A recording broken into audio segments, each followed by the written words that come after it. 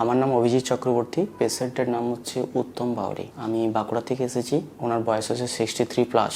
ফার্স্টে পেশেন্টের রক্ত আমাশয় এবং বারে বারে পায়খানা যাচ্ছিল এবং সারাদিনে হয়তো 5 থেকে 6 বারের বেশি হয়ে যাচ্ছিল। তারপর আমরা লোকাল গ্যাস্ট্রোলজি ডাক্তারকে দেখাই এবং তিনার সাথে কথা বলার পর উনি কোলোনোস্কোপি করেন, এন্ডোস্কোপি করেন, দুটোই করেন। এবং কোলোনোস্কোপি করার পর এন্ডোস্কোপিতে সেভাবে কিছু ধরা পড়েনি, কিন্তু কোলোনোস্কোপি করার পর উনি বলেন বায়োপসি করার জন্য এবং বায়োপসি হয় এবং বায়োপসিতে ধরা পড়ে যে ওনার সিএর একটা ক্যান্সারে আক্রান্ত।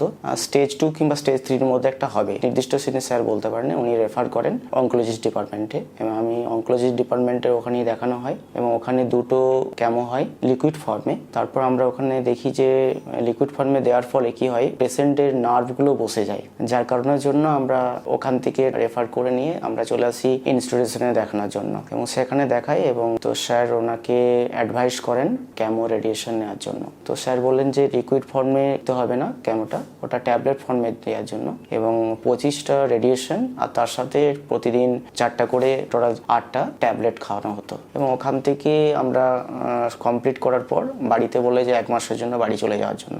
1 মাস বাড়ি যাওয়ার পর আমরা আবার পুনরাবৃত্তি সেখানকে যাই, স্যারের সাথে সাক্ষাৎ করি। স্যার আমাদেরকে অ্যাডভাইস দেন যে সার্জন ডিপার্টমেন্টে দেখানোর জন্য এবং স্যার সেটা অ্যাডভাইস করেন যে এটা সার্জারি করতে হবে এবং সার্জারি করার পর বলেন যে এটা সাকসেস হয়নি, আনসাকসেস, এটা আবার পুনরাবৃত্তি আবার দ্বিতীয়বার আমাদেরকে আবার এটা প্ল্যানিং করতে হবে। কিন্তু আমি এখন সেখানে দেখি পেশেন্টকে সাথে কথা বলে দেখি পেশেন্ট বলতে চাই যে আমি আর সার্জারিতে যেতে পারবো না, না হলে আমি অথর্ব হয়ে পড়বো, যার কারণের জন্য আমি পুনরাবৃত্তিভাবে পুনর্জন আয়ুর্বেদের সাথে কন্ট্যাক্ট করি।